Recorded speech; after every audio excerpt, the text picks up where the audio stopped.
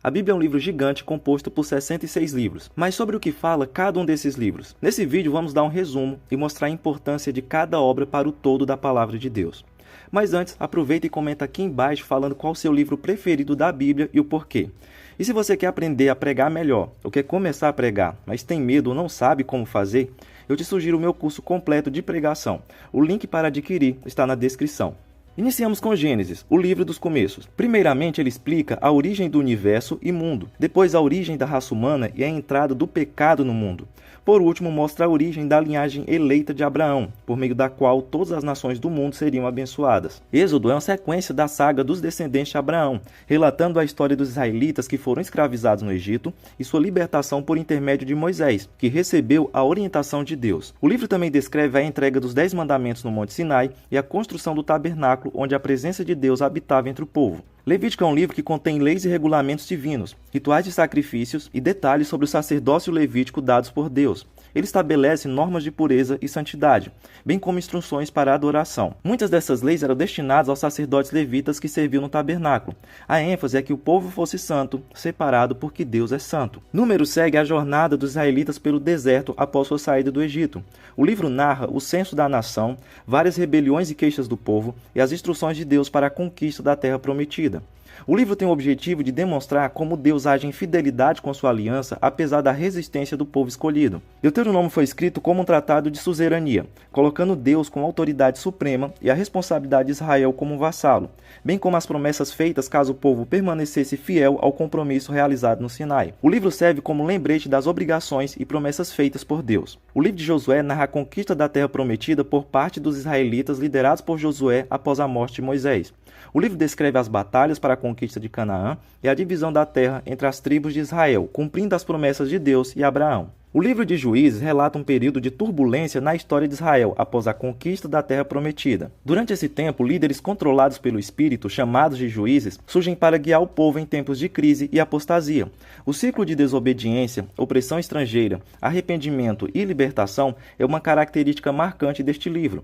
Essas pessoas mediaram a teocracia no período entre a morte de Josué e a coroação de Saul. Ruth conta a história de uma mulher moabita que vive no período dos juízes e que se torna parte da linhagem do rei Davi e através da qual Deus cumpre seu propósito gracioso na linhagem de Jesus. 1 Samuel começa com o nascimento de Samuel, um profeta e líder que desempenha um papel fundamental na transição de Israel de uma teocracia liderada por juízes para uma monarquia. O livro também introduz o primeiro rei de Israel, Saul, e o futuro rei Davi.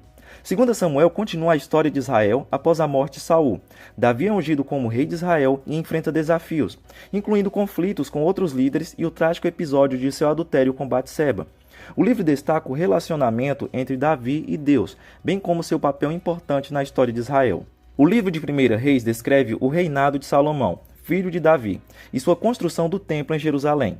Também narra a divisão do reino após a morte de Salomão, resultando nos reinos de Israel ao norte e Judá ao sul. A partir daí, todos os reis são classificados como seguidores de Davi ou de Jeroboão, filho de Nebate, e o resultado é que bem poucos seguiram a aliança com Deus. E a punição de Deus para isso está descrita em 2 Reis, que continua a narrativa dos reinos de Israel e Judá, acompanhando a história dos reis, profetas e eventos que levaram a queda de Israel para a Síria e posteriormente a queda de Judá para a Babilônia. Ao invés de seguirem a aliança com Deus e receberem bênçãos, esses reis preferiram julgamento e maldição. Já os livros de 1 e 2 Crônicas têm uma certa repetição. Eles resumem a história de Israel com foco na linhagem de Davi, a construção do templo e os reinados dos reis de Judá. Eles oferecem uma perspectiva mais espiritual desses eventos, destacando a importância da adoração a Deus e da obediência. Esses livros complementam as histórias de 1 e 2 Samuel e 1 e 2 Reis. Os eventos dos próximos 3 livros ocorreram durante um período de retorno do exílio babilônico e do domínio persa. O livro de Esdras narra a história dos judeus que voltaram à Judeia após o exílio babilônico. O principal foco é a restauração da adoração a Deus e a reconstrução do templo em Jerusalém. Esdras é um sacerdote e escriba que liderou o povo em uma nova aliança com o Senhor e na reintrodução da lei de Moisés. O livro de Neemias continua a história após os eventos de Esdras. Neemias, um copeiro do rei persa Artaxerxes, recebe permissão para retornar a Jerusalém e liderar a reconstrução dos muros da cidade, que haviam sido destruídos. O livro destaca a liderança de Neemias, seu zelo pela restauração de Jerusalém e sua ênfase na oração e na dependência de Deus. O livro de Esté é uma história realmente interessante sobre uma conspiração para matar o povo de Deus, mas através de um monte de coincidências malucas, como Esté ter se tornado uma rainha e ser capaz de proteger o povo de Deus. É interessante observar que este livro é o único que não menciona Deus pelo nome, mas por meio dessas coincidências podemos ver que Deus é quem está orquestrando toda essa história. Chegamos então aos livros sapienciais. Eles são conhecidos por conter sabedoria prática e reflexões sobre a natureza da vida, da moral e da espiritualidade. O livro de Jó conta a história de um homem justo chamado Jó, que enfrenta inúmeras tragédias e por isso questiona o motivo de seu sofrimento. O livro sugere que se apenas recebêssemos coisas boas de Deus, amaríamos Deus somente pelas bênçãos. Portanto, Deus permite o sofrimento para que através dele possamos aprender a amá-lo mesmo diante das dificuldades, reconhecendo que há complexidades cósmicas além da nossa compreensão. O livro de Salmos é uma coleção de poesias e cânticos que expressam louvor, adoração, lamento e confiança em Deus. Existe um salmo para quase todas as emoções humanas. Provérbios é um livro de sabedoria que contém uma coleção de ensinamentos práticos para a vida cotidiana. E Eclesiastes mostra como um homem que tem tudo na vida percebe que nada daquilo tem sentido sem Deus. O Cântico dos Cânticos é uma série de poemas idílicos que celebram o amor e a paixão entre um homem e uma mulher, sendo o livro proibidão da Bíblia devido à sua linguagem um tanto explícita. Isaías é como uma mini-bíblia dentro da Bíblia. Dividida em duas partes, ele se parece com a divisão do Antigo Testamento e do Novo. Os primeiros 39 capítulos de Isaías tratam do julgamento, refletindo o Antigo Testamento, enquanto os capítulos 40 a 66 oferecem uma mensagem de esperança, correspondente à ênfase do Novo Testamento na graça e no Evangelho. Isso mostra como a estrutura e o conteúdo de Isaías ecoam os temas e padrões que percorrem toda a Bíblia. Isaías é importante por conter profecias claras sobre Jesus, preparando o caminho para o cumprimento das promessas messiânicas no Novo Testamento. O livro de Jeremias relata o ministério do profeta Jeremias, que viveu durante um período tumultuado na história de Judá. Ele profetiza sobre a destruição de Jerusalém e o exílio babilônico devido à idolatria e desobediência do povo. Mas ele também oferece palavras de esperança e promete uma nova aliança escrita nos corações das pessoas. Agora em Lamentações, Jeremias preocupa-se tão somente em lamentar as aflições de Jerusalém e pedir que Deus não a rejeite para sempre. O livro de Ezequiel conta a história do profeta Ezequiel, que foi chamado para profetizar para os exilados judeus na Babilônia. Ele usa visões e simbolismos para comunicar as mensagens de Deus sobre o pecado de Israel e a promessa de restauração. O livro inclui as visões de ressurreição do Vale dos Ossos Secos e a glória de Deus. O livro de Daniel narra a vida do profeta Daniel, que foi levado para a Babilônia durante o exílio e serviu na corte do rei Nabucodonosor.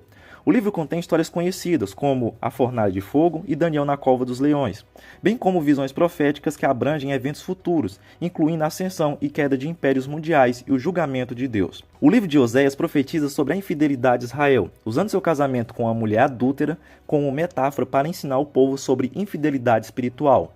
Joel compara o dia do julgamento de Deus a uma praga de gafanhotos. Amós denuncia a opressão contra o pobre e o enfraquecimento moral. Ele clama por justiça, alertando sobre o dia do Senhor. O livro de Obadias é o menor livro da Bíblia e contém uma profecia direcionada contra a nação de Edom, que se opôs a Israel e à restauração do povo de Deus. Jonas nos ensina que é uma má ideia fugir de Deus e que a barriga de um peixe não é um hotel 5 estrelas. Nesse livro, Deus demonstra a universalidade da sua compaixão e graça, perdoando os pagãos arrependidos, enquanto Jonas se apresenta cheio de preconceitos e sem disposição para perdoar. Miqueias fala do juízo divino contra a opressão e idolatria de Israel e Judá, mas traz consolação ao falar do nascimento do Messias em Belém. O livro de Naum anuncia a destruição da cidade de Nínive, a capital da Síria, devido à sua maldade e crueldade. Abacuque é um livro que registra o diálogo entre o profeta e Deus. Abacuque questiona as razões para o sofrimento e a injustiça, e Deus responde que a justiça será feita em seu tempo, paciência. O justo viverá pela sua fé. Sofonias contém profecias sobre o dia do Senhor e a necessidade de arrependimento.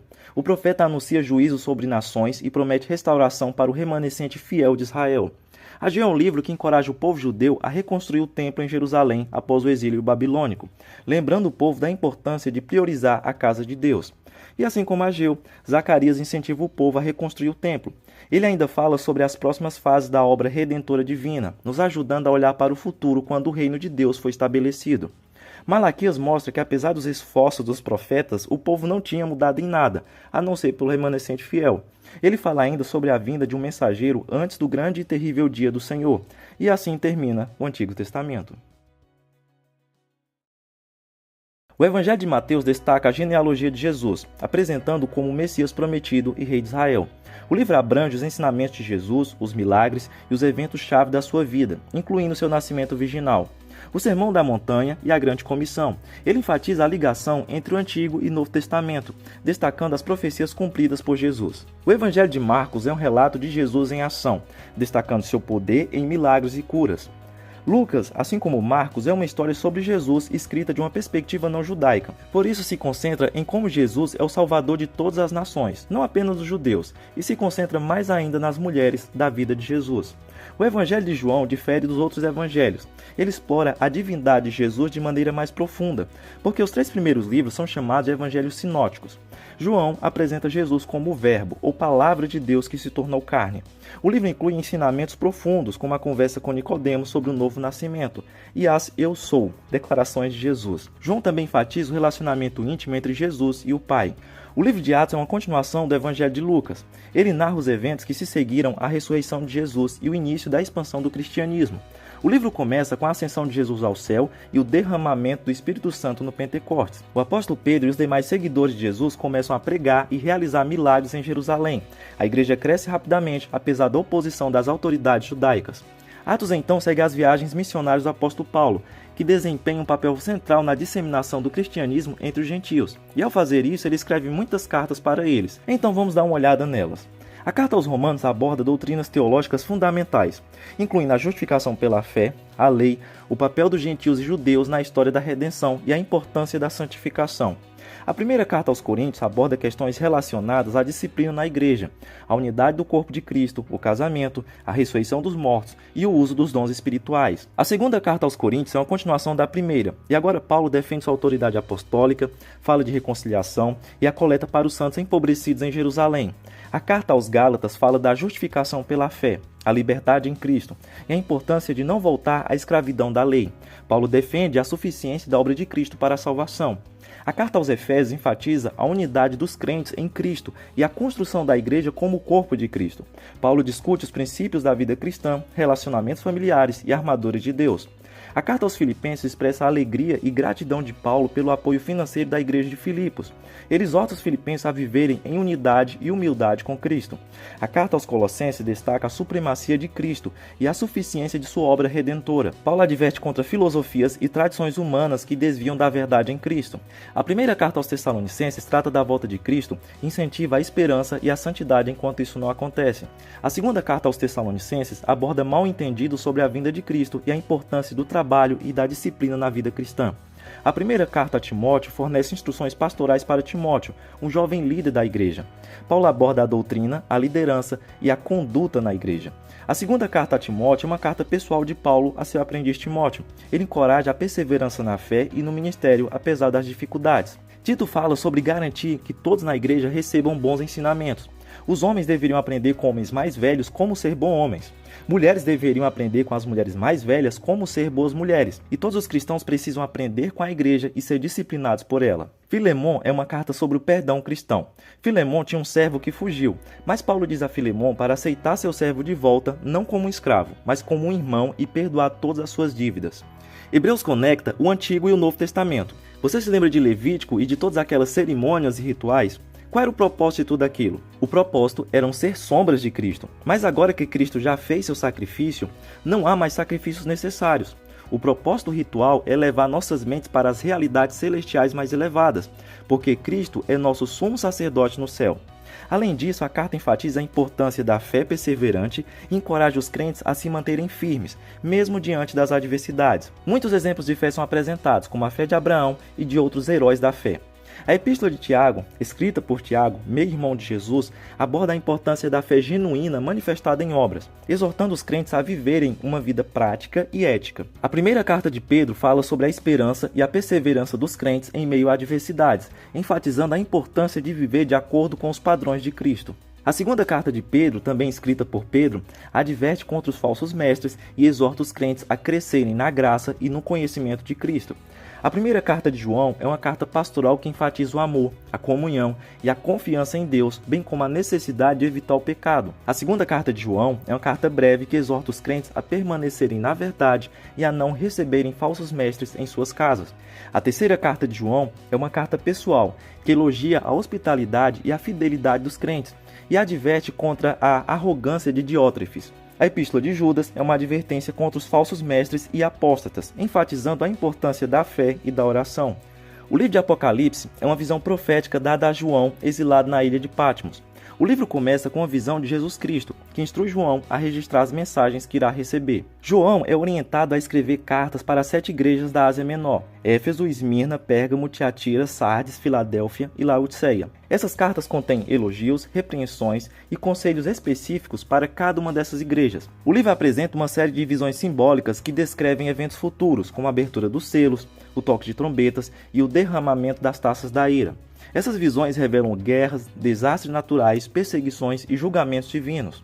O Apocalipse descreve a derradeira batalha entre o bem e o mal, culminando na derrota de Satanás e na criação de um novo céu e uma nova terra. O livro termina com a visão da Nova Jerusalém, uma cidade celestial magnífica que desce do céu, simbolizando a morada dos justos na presença de Deus. Será glorioso. Agora, se você não viu ainda, aproveita e clica aqui na tela para assistir um resumo da história de toda a Bíblia em poucos minutos. Até a próxima.